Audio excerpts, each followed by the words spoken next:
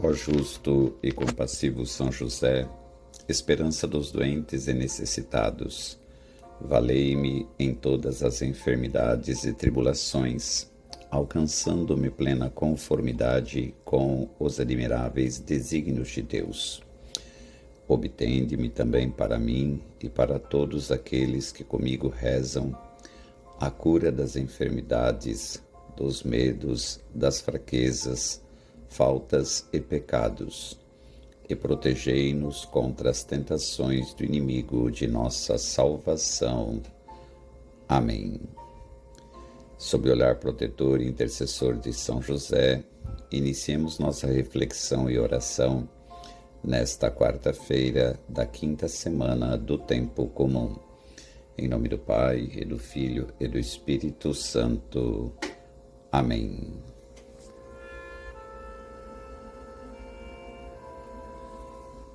Jesus, eu te agradeço de todo o meu coração por este momento de reflexão e oração que me dás para ser íntimo contigo.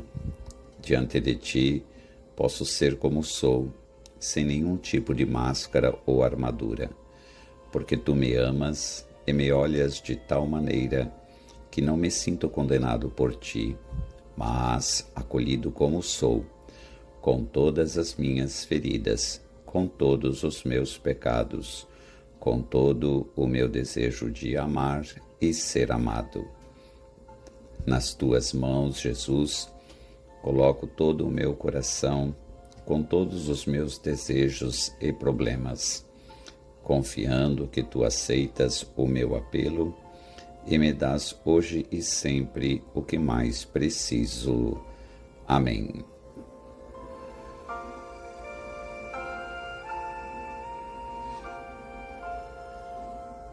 Meus irmãos e minhas irmãs, a liturgia de hoje nos coloca diante do livro do Gênesis, capítulo 2, versículos de 4 a 9, 15 a 17. E gostaria de destacar com vocês o versículo 7 que nos diz: O Senhor Deus formou o homem do pó da terra, soprou-lhe nas narinas o sopro da vida, e o homem tornou-se um ser vivente. Haveria alguma coisa quando ainda não existia nada? Esta pergunta não é tão ingênua como possa parecer. De fato, não podemos falar das origens do mundo sem ser por paradoxos.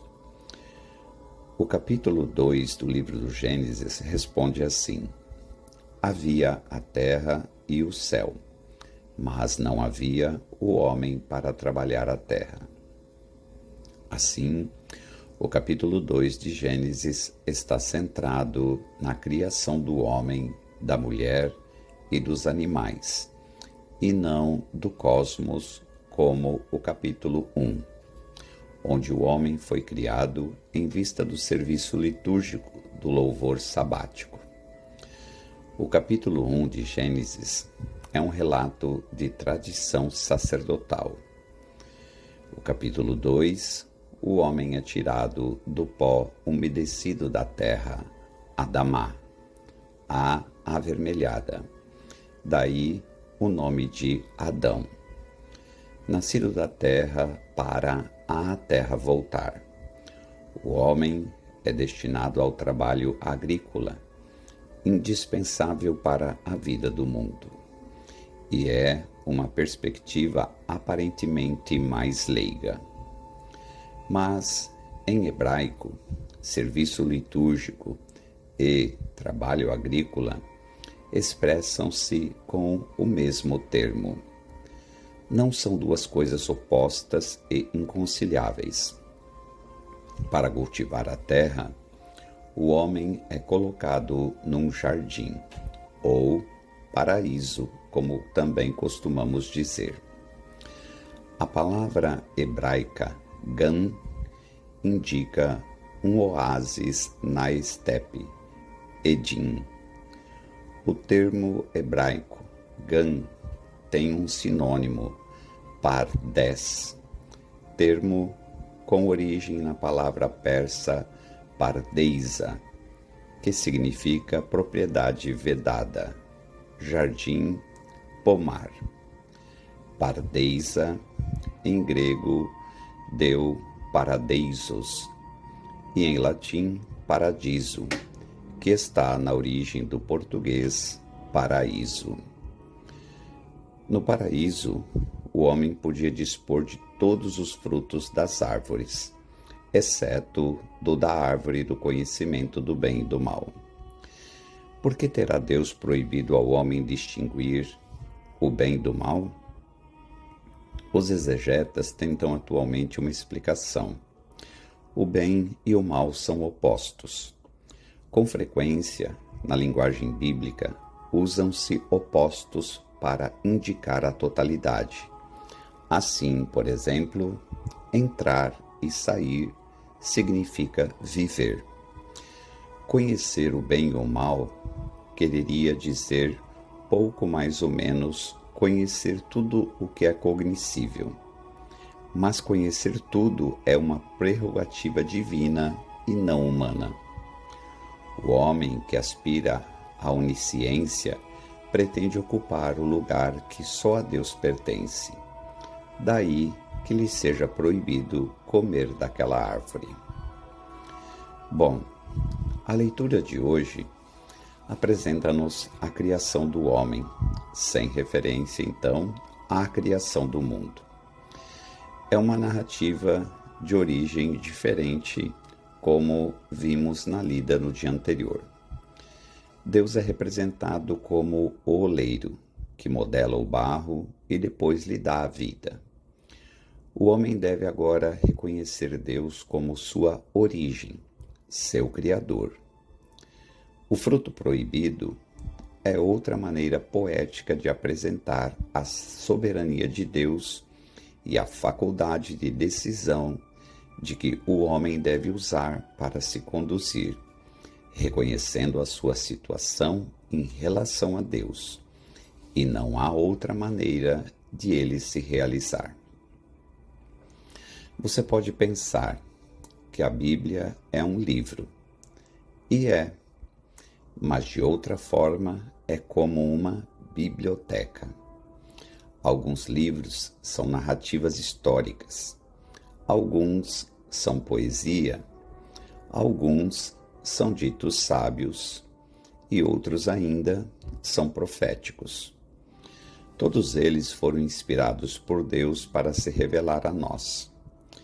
Portanto, quando lemos a Bíblia, precisamos prestar atenção em que tipo de passagem estamos lendo. Ainda mais importante, precisamos considerar como Deus pode estar usando esta passagem e a maneira como foi escrita para falar conosco. Como disse, o livro do Gênesis usa histórias, orações e poesia para descrever a obra de Deus em seu povo antes de se tornarem escravos no Egito. Veja a história da criação de hoje, por exemplo. Descreve Deus descendo e fazendo o homem do barro da terra. Ele sopra sua própria vida no homem e o coloca em um belo jardim com a ordem de cuidar dele. Então, o que essa história nos diz sobre Deus e nossos relacionamentos com Ele? Deus está intimamente envolvido em nossas vidas. Ele não está distante e não fica longe de nós. Ele suja as mãos, pegando um punhado de barro para formar seu próprio filho ou filha. Deus sopra a vida em cada um de nós. É o próprio sopro de Deus que nos traz à vida. Não somos seres meramente materiais. Somos infundidos com o próprio Espírito de Deus, seu sopro de vida. Sim, dependemos dele para nossas necessidades físicas mais básicas, mas seu sopro de vida também nos abre para as realidades espirituais mais inefáveis do céu. Deus tem um plano para nós e envolve cuidar. Deus colocou o homem e a mulher no jardim para cultivá-lo.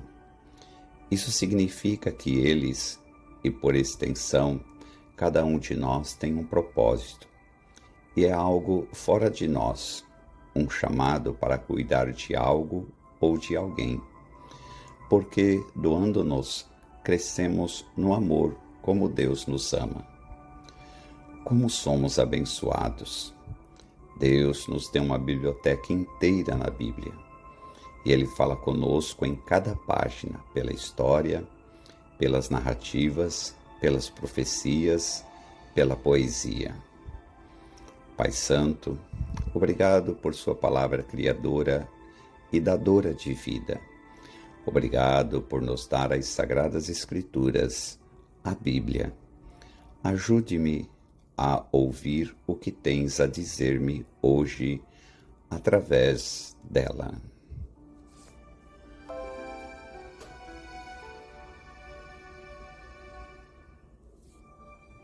Oremos juntos esta palavra. Obrigado, Senhor Jesus, pela luz que trouxeste aos teus discípulos, libertando-os da opressão de práticas religiosas vãs, com a efusão do teu Espírito. Continua a derramar sobre nós esse mesmo Espírito. Manda, Senhor, o teu Espírito e tudo é criado. Pediam os justos do Antigo Testamento quando rezavam pela primeira criação. Manda, Senhor, o teu Espírito e tudo é criado. Rezamos nós agora, pensando na nova criação, a criação do homem novo, à imagem e semelhança de Deus. Amém. Elevemos a nossa prece ao Senhor da Messe, por intercessão da Santíssima Virgem Maria, Mãe da Igreja, e do seu castíssimo esposo São José, para que nos conceda o Senhor inúmeras e santas vocações sacerdotais. Ave Maria, cheia de graça, o Senhor é convosco, bendita sois vós entre as mulheres, e bendito é o fruto do vosso ventre, Jesus. Santa Maria, Mãe de Deus, rogai por nós, pecadores, agora e na hora de nossa morte. Amém. Maria, Mãe da Igreja, rogai por nós. São José, rogai por nós. Por intercessão da Santíssima Virgem Maria, Senhora das Mercês, Mãe de misericórdia redentora dos cativos, o bom Deus te abençoe e te guarde. Em nome do Pai, e do Filho, e do Espírito Santo. Amém. Até amanhã, se Deus assim o permitir.